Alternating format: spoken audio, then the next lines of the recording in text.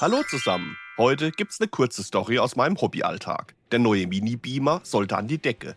Easy, dachte ich mir. Die gekaufte Halterung war aber irgendwie nix. Aber hey, ich hab doch einen 3D-Drucker. Tja, und am Ende habe ich 3 Anläufe gebraucht, bis es geklappt hat. Willkommen in meiner Hobby-Ecke. Hier ist der Fez. Kein Profi, kein Experte, aber seit fast 30 Jahren mit Freude im Hobby. Perfektionist und Chaot in einem. Let's Fez! Meine Frau wünschte sich zum Geburtstag einen Mini-Beamer. Dieser sollte seitlich an die Wand oder an die Decke, damit sie sich ihre Schnittmuster auf den Tisch projizieren kann. Nach kurzer Recherche entschied ich mich für den MacCubic Mini Beamer.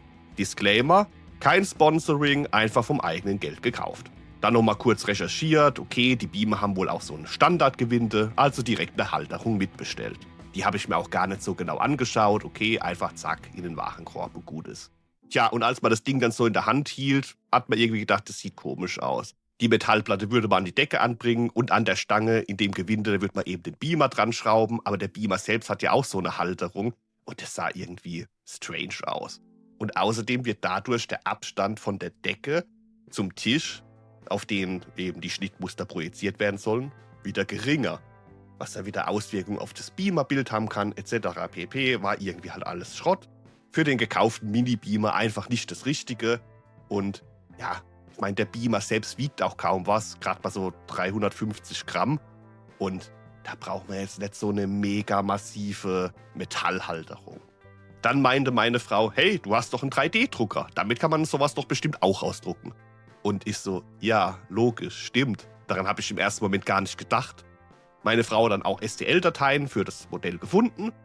Und das war dann die Datei, die hat auch was gekostet, 1,60 €, 1,66 €. Und ja, ich habe mir die erste Datei kurz angeschaut. Okay, ist halt eine Beamer-Halterung, gedruckt.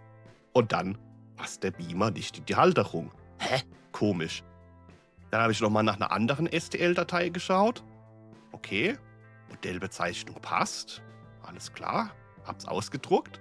Beamer passt wieder nicht in die Halterung rein. Hä, was ist denn da los? Und ja, das Problem war einfach, dass die Modellbezeichnung zwar korrekt war, aber sich der ganze Fuß des Beamers im Jahr 2025 leicht geändert hat. Das hat meine Frau dann auch erst bemerkt, als sie dann die Kommentare der Dateien durchgeschaut hat.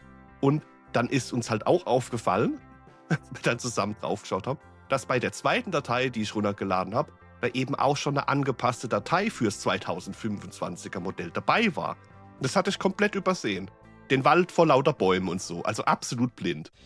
Dann habe ich einfach die Datei gedruckt und zack, es passt. Ganze 3 Anläufe für ein, ach komm, wir drucken das mal schnell.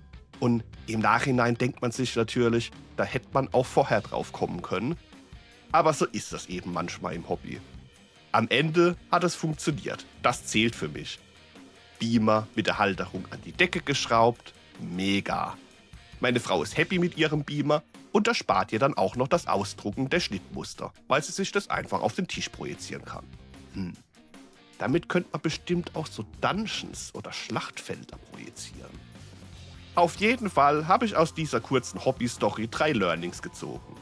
Erstmal überlegen, dann kaufen. Ja, klingt lustig, aber ja, bevor wir sowas in der Art Halterungen, Aufbewahrungslösungen kaufen wollen, überlegen wir in Zukunft erstmal kurz, ob wir das nicht auch selbst drucken könnten. Da gilt natürlich aber auch immer das Kosten-Nutzen-Verhältnis abzuwägen. Nicht alles, was man selbst drucken könnte, lohnt sich am Ende auch wirklich. Zweites Learning: Augen aufmachen und genauer lesen, nichts überstürzen. Sich nicht nur auf die Modellbezeichnung verlassen, sondern auch wirklich nochmal genauer reingucken, ob sich auch an der Baureihe was verändert hat, ob sich in den Jahren was verändert hat, ob es sich vielleicht um eine spezielle Halterung handelt. Und das dritte Learning: Wer schon mal mit anderen Materialien, Holz etc. gearbeitet hat, der weiß, lieber einmal zu viel messen als einmal zu wenig. Wenn was abgeschnitten ist, dann ist das Holzstück halt zu kurz. Also kurz messen spart am Ende halt Zeit. Und vielleicht dann auch einfach mal kurz im Slicer schauen, wie die Maße des gedruckten Teils so sind. Und zumindest grob kann man so ja abschätzen, ob ein Druck passen wird oder nicht. Ob das jetzt mit der Beamerhalterung wirklich funktioniert hätte, weiß ich nicht genau.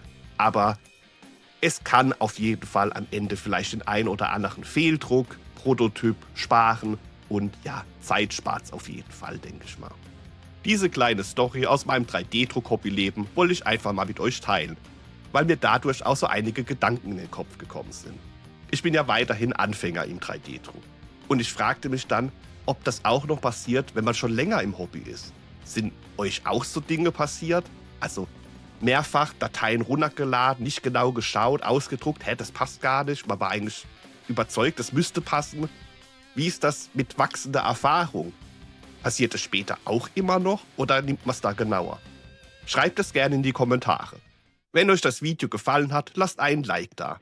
Um mehr aus meiner Hobby-Ecke zu sehen, abonniert den Kanal. Hier wird gebaut, gebastelt, gemalt, in Erinnerungen geschwelgt und Hobbyzeug gedruckt.